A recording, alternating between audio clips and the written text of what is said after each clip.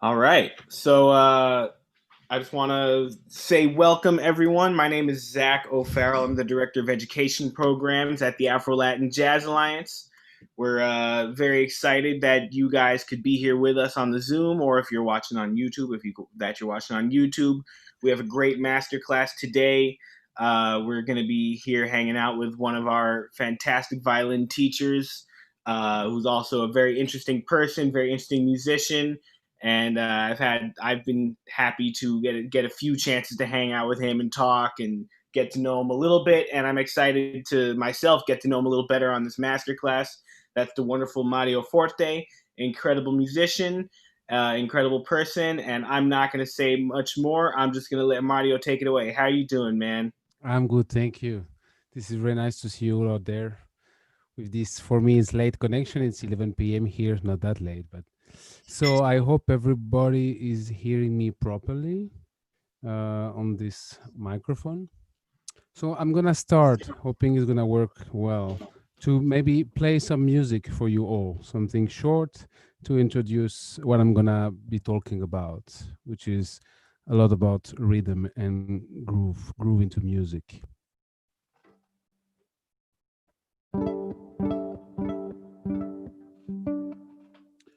So I keep an eye on the laptop. If something is wrong with the sound, let me know.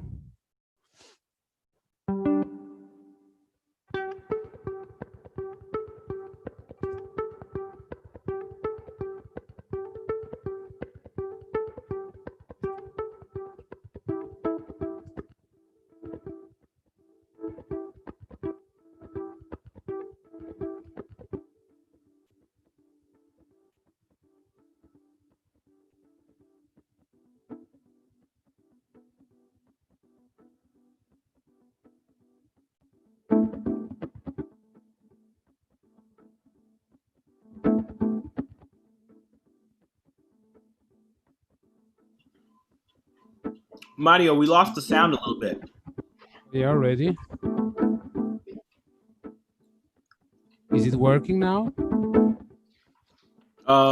Did you turn on original sound on the Zoom? Do this right now. Okay.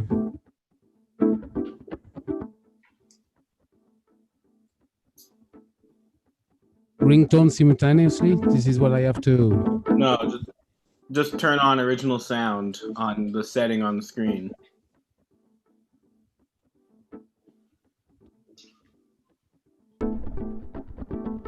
Okay. There we go. Now we hear you good. Better? Okay, sorry about that.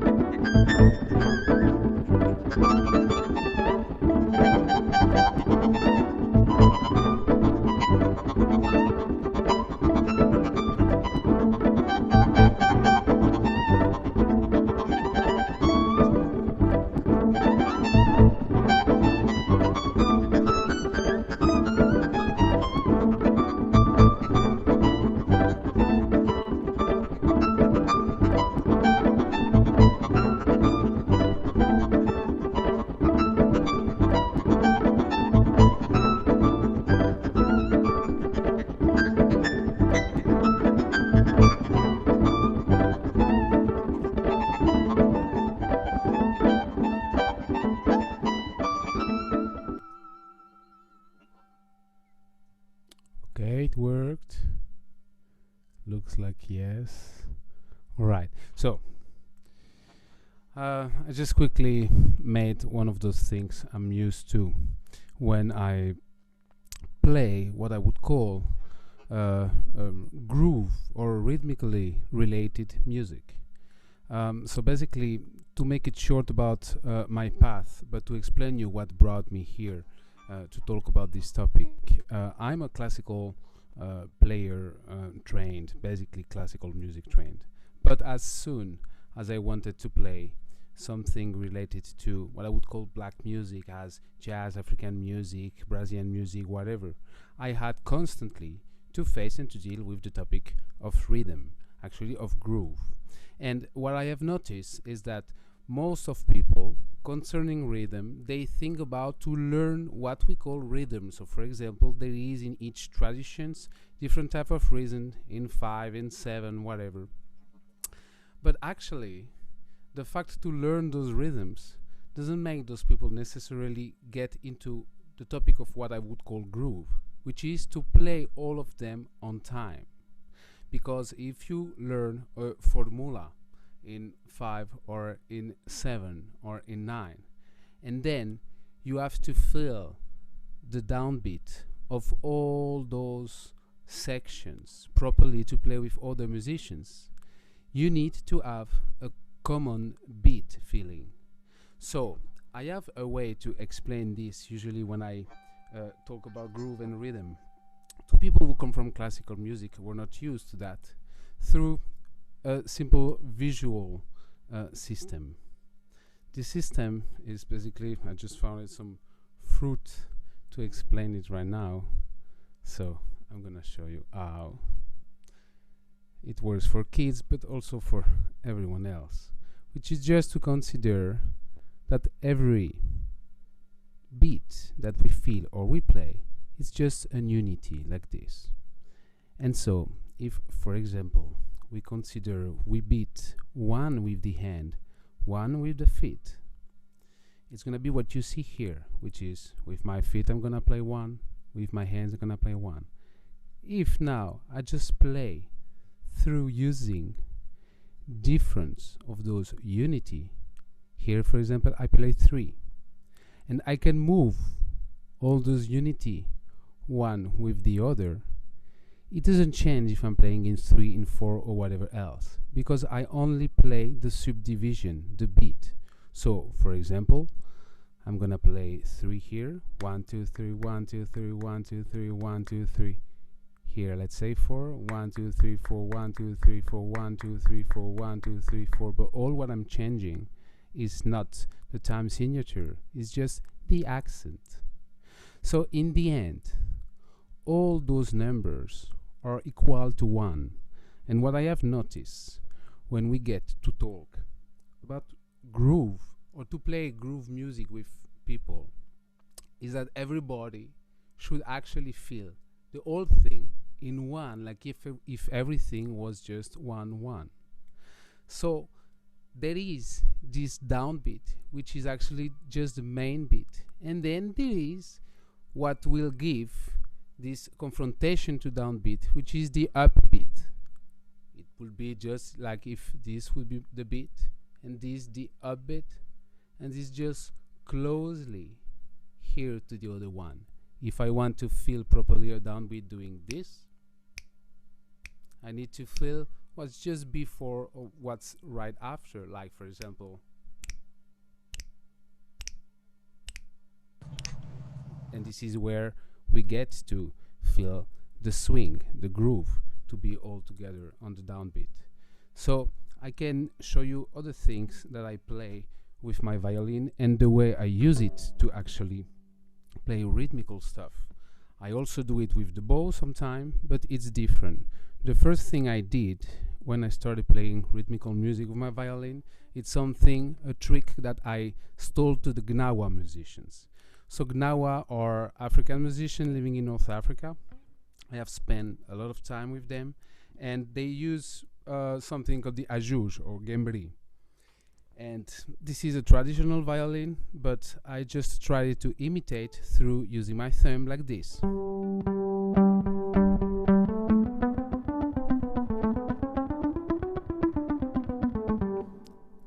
playing just down and up.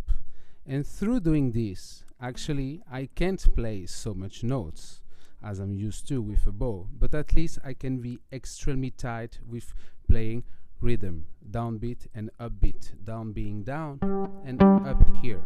So then, if what I just explained with those little balls, those fruits, I do it with my violin. For example, 3 would sound like this.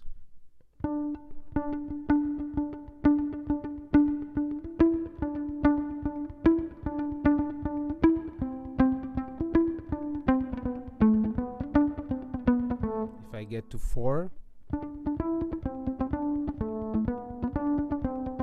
to 5,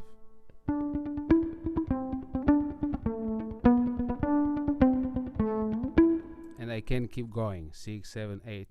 But what I'm doing, what I'm feeling, is not that I play 3, 4, or 5. Is that I just play a down beat with a upbeat, and everything else is just a matter of accent. So let's say if my downbeat is here, for example.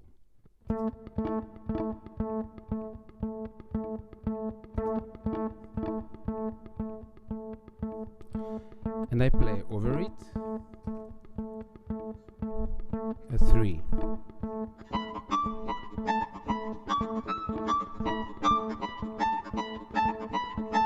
A 4.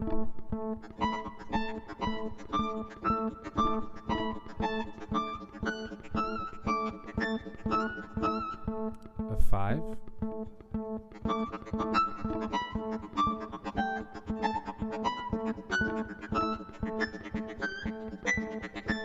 And if now I get to improvise with all those numbers, those accents,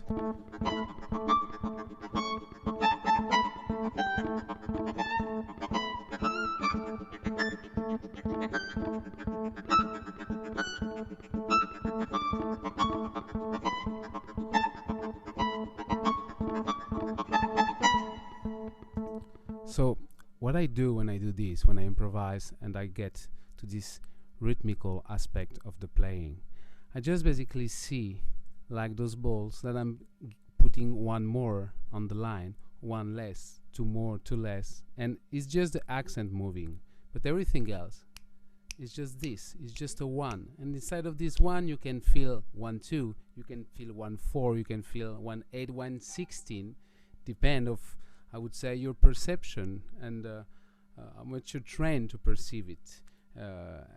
But it's all about a matter of those things. Is still working? The sound? Yes. Okay. So,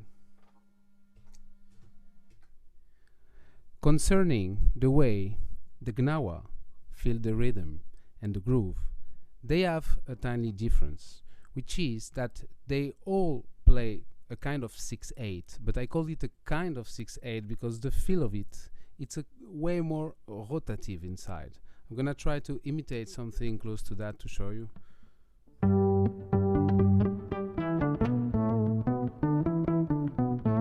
This sounds okay to you out there? Okay.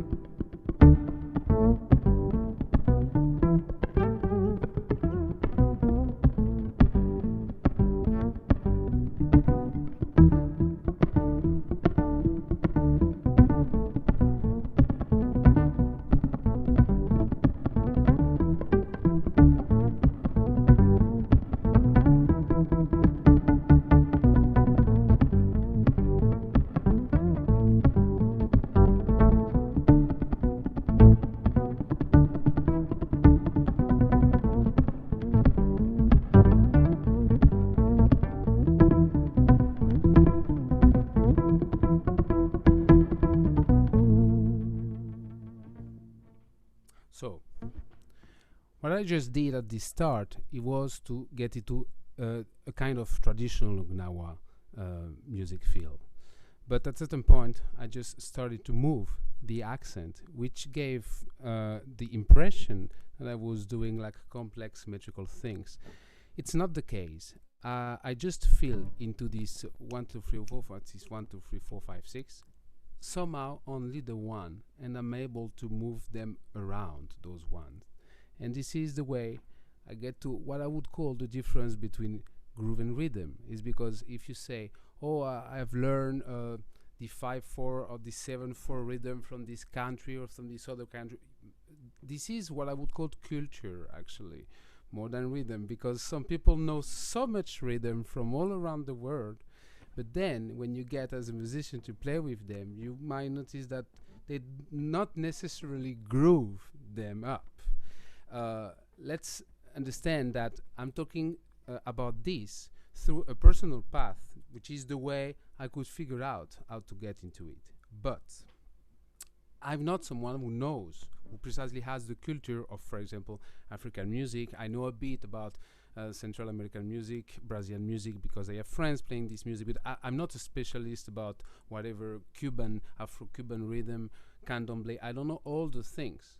But I do, and I did in my life, my musician life, connected with all those peoples precisely because we all shared the same one, the same downbeat all over. And that has been the connection, because when you come from classical music, this is what you need to play what we could call popular music or whatever, but to play those rhythmical music. If you have this common one downbeat assise rhythmic with everyone else, then you get into Brazilian music, African music in different genre, in different style. You get to be able to connect with them, to play with them, because, for example, when you play with Gnawa, the point is not so much harmony. It's not through so much harmonical knowledge that you're gonna musically connect with them.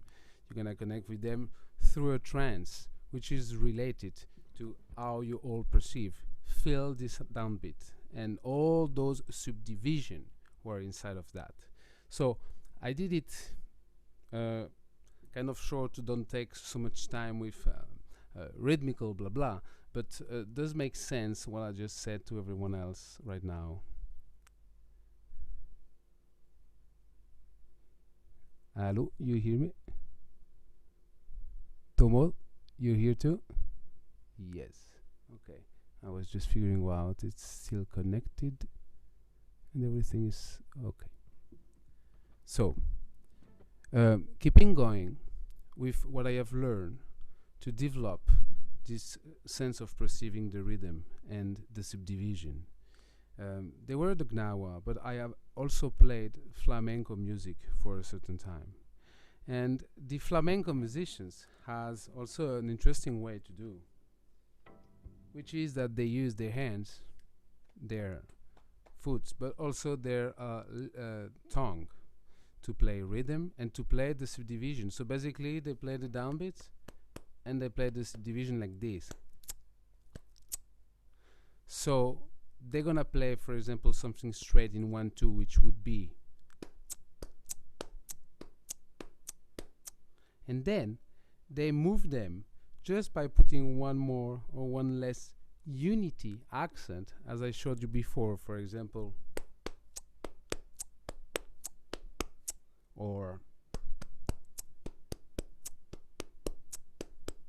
and right now I just moved forward with the hands. If I do the same with the tongue, it would be,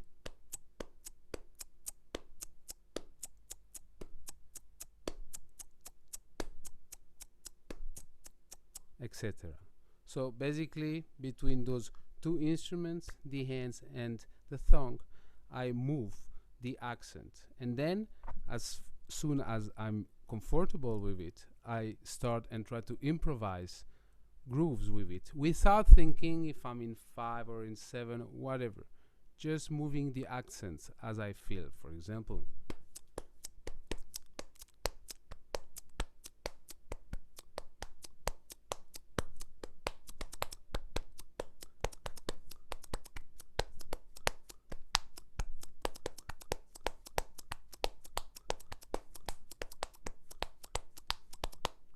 etc. And all what I feel here in my body is just this, a 1. And I play accents.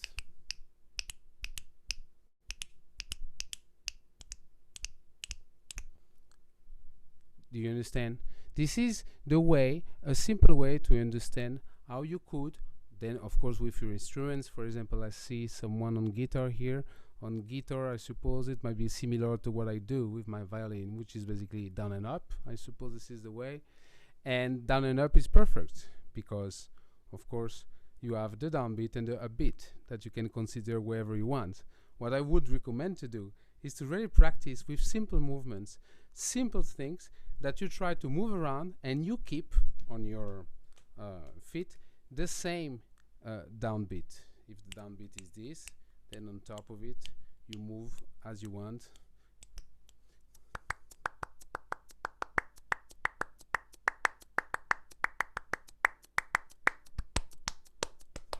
All that are just accent, but inside you feel, sorry about that, inside you feel 1 1 1 1 1 1 1 1 1 2 1 2 1 2 3 1 2 3 1 2 3 4 1 2 3 4 1, etc., etc., as much as you can.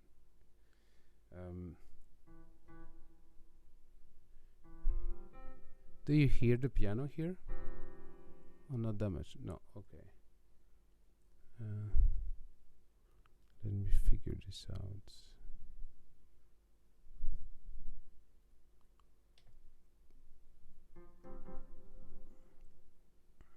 Okay.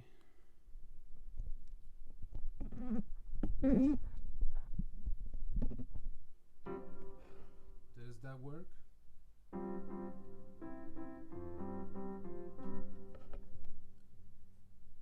Okay.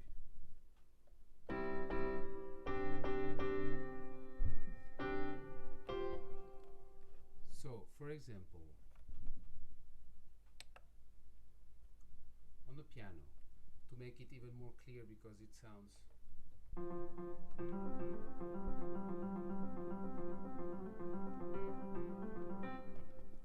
so here, for example,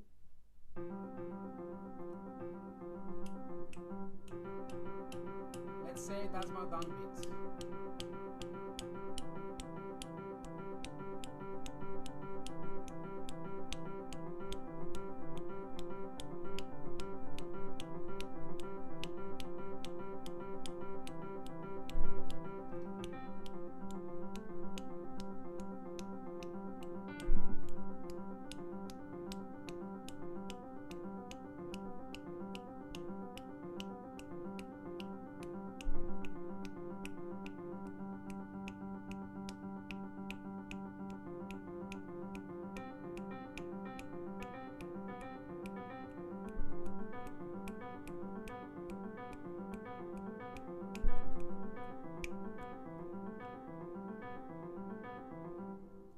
Etc.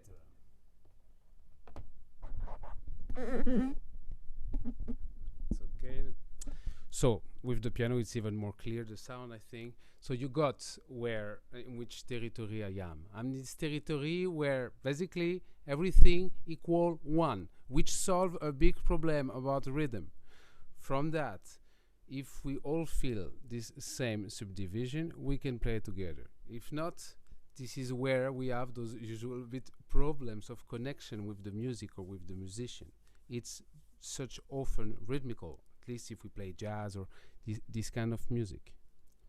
So, a way that I give to practice it to violinists, other than trying pizzicato and things like that, but it's also just a little application with the bow, where when I think rhythmical, I use my bow exactly like the sticker of a drummer. It's about that.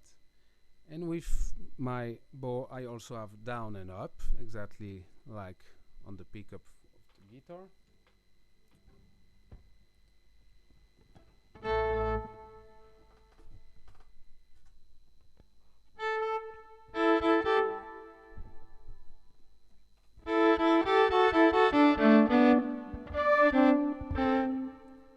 Works.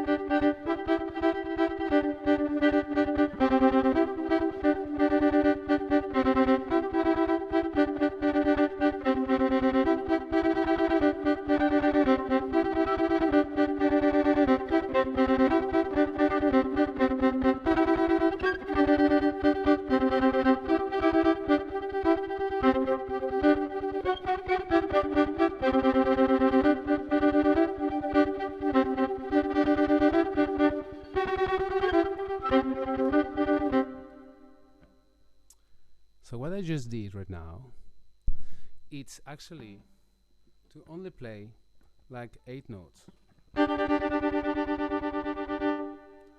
Pretty light on violin. I usually use, when I do that, my violin like if it was a percussion. So I'm just basically thinking down and up. And then here with my fingers, I just give some accents around. And by improvising those accents, I'm playing those kind of moving metrical things who can be perceived as complex, but they are not actually, if you think them, as I was saying, as accents, instead of because if I had myself to think right now, oh, now I play a 5, now a 3, now a 4, I can't, especially with that speed. So I actually don't think about anything except feeling taka taka taka taka taka taka taka taka, whatever is the value of the ta or of the ka. Doesn't matter the value of it, but matter to feel the taka taka taka taka taka, this subdivision or taka taka taka taka taka taka, and then to play around.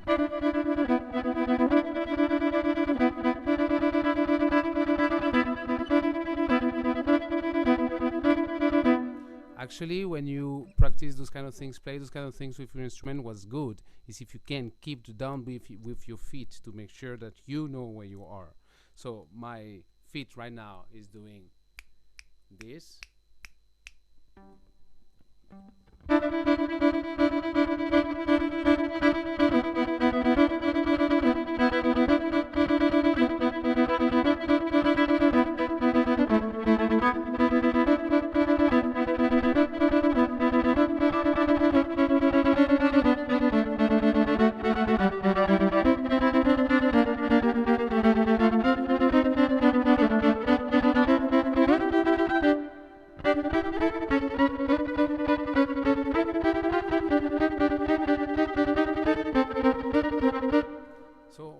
Whatever the speed, I'm just doing taka taka taka taka taka, and this helped me to then improvise with this rhythm.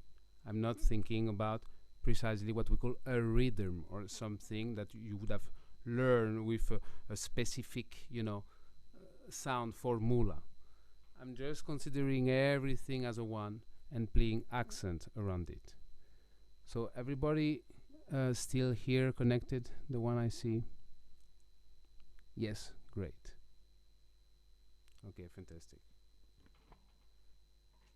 So I am playing with this kind of technique, improvising, creating songs since a while, and using those superposition of rhythms, of grooves, and trying to move all around this with different type of layers. I'm gonna play some more with you to show you how it sounds.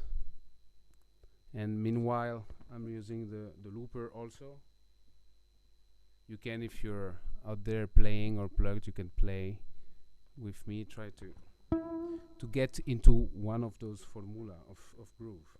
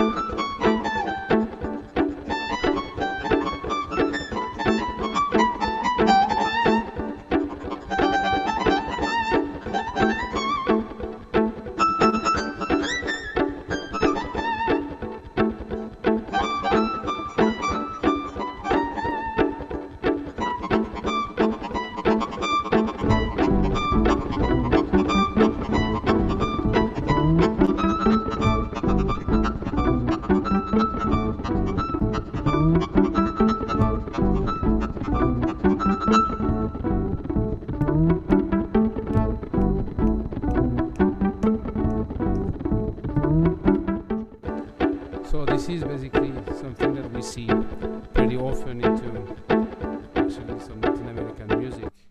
This kind of 4 superposed to a 3, superposed to a 2. Okay, everybody heard? Everything works? Yes, great. So, if you already are in a step that you play recording yourself and things like that, actually even the looping thing, not as a musical thing but as a training tools, is pretty interesting, because I have noticed a bunch of people have loop station and have some hard time to just basically be extremely on time with all the loops they do. That might be a good training, because those kind of things doesn't lie. So if you have one, I would highly recommend to play grooves, superpose a bunch of things, and try to be extremely on time with that. And if it doesn't work usually, then playing with band, it gets way worse, with being on time with everyone. I would like to see if I see there is 2 violinists here, Tomo and Pamela, and if the violinist would have a more violinistical specific question, and then if it's possible, I'm happy actually to hear from everyone else, because I don't know everyone. I don't know Mini Block, Pablo Regis, me parece que nos conocemos, pero no soy cierto. Does it works, Pamela and Tomo, your microphone? Yeah. Oh, fantastic. Okay, super. So, is there something to more remember? We actually had already those discussion together in Poland a year ago when we worked on rhythm. Since you did it, do you have some question about that? Or related to the bow playing of it?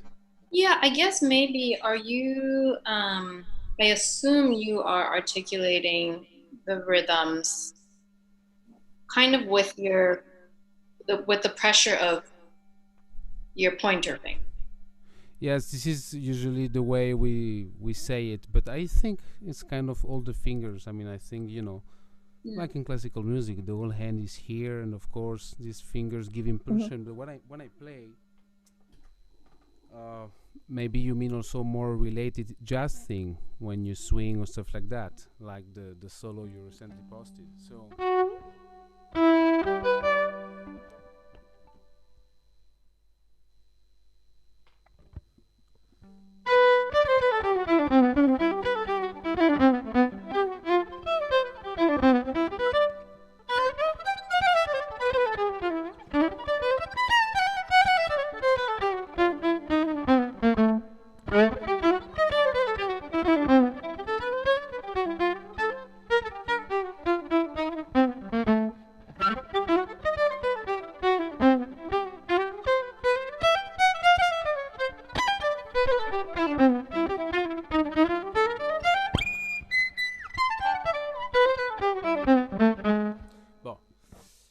I would say that I go with the whole hand in general, even though yes, the accent it's bigger here with the finger. But what I mainly do again when I try to get this swing feeling when I was practicing jazz is that again I try to swing first of all just the 1-2, which is downbeat upbeat, to be able for our just to.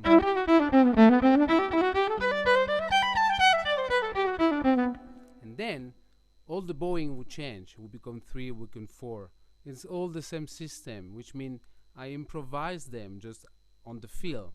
And then technically, violinistically, to make them clear, I usually like to play very short bow. It doesn't work well with long bow in general. You can't deal with that. But if you play very short bow and you really over ghost the ghost, then you get to it.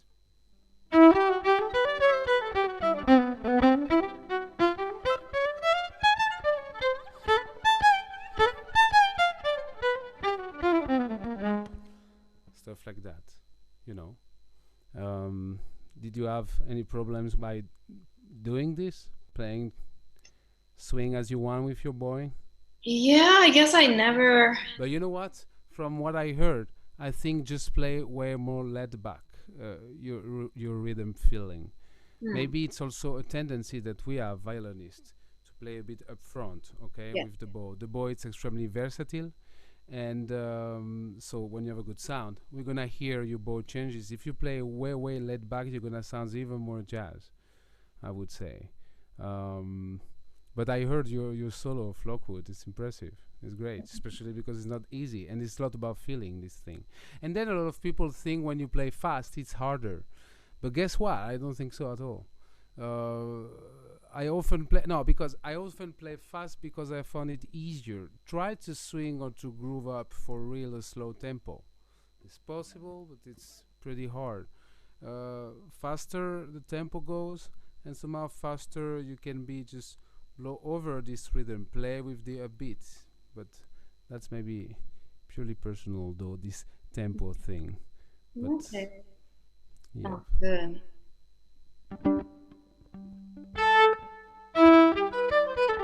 So the other ones who are here play jazz too, Pablo and Charles. Yes, okay, you're jazz musicians. So I play more Brazilian music, not less jazz. Pablo, okay.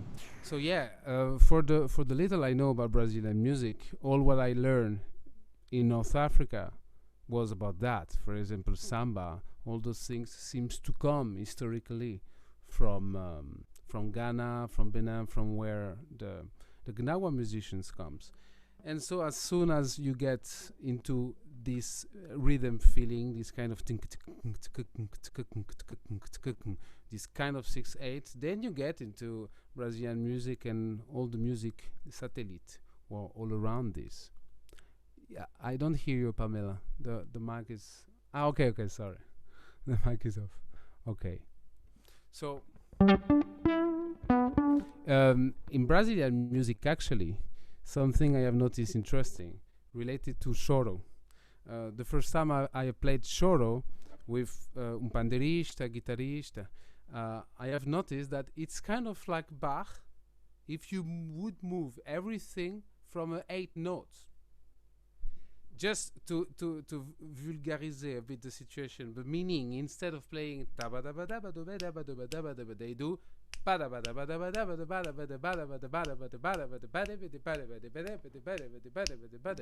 which for a violinist would means that your downbeat, not your downbeat, but your strong feel is on the up bow. This is the way they do it. On guitar, I don't know. And each time you go to this other music, more related to black music, or the upbeat make you sound like this music or not. Into jazz, of course, there is a bunch of different type of jazz, and it became a kind of complicated discussion in our days to define.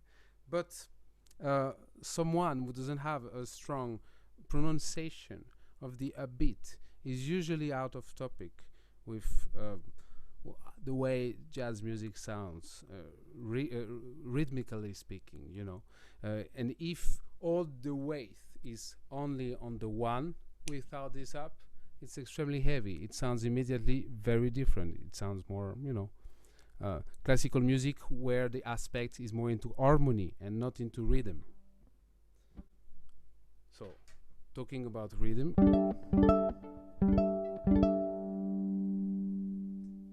let me show you another one.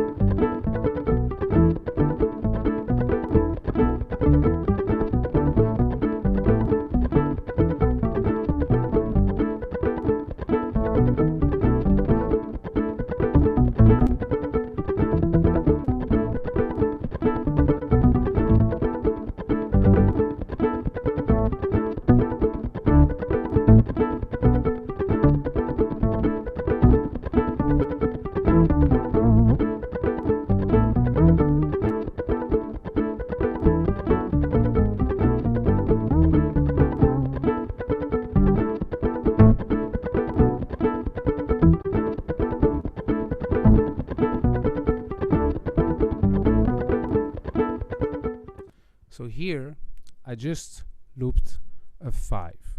And all over the 5, what I did, you could see the feeling was even stronger. We could feel that things were moving precisely because I wasn't playing in 5, but in 4 or in 2 or even in 1. But this worked as far as all the subdivisions were the same, and I wasn't counting any time signature over it. Do you understand this aspect of then improvising into this kind of music? Yep. Pablo and Pamela, do you have any question about that? I would like to show eventually. Do you, Pamela, play the violin in this way also? No, you don't. You bow only. Yeah. So I'm gonna show you again this aspect.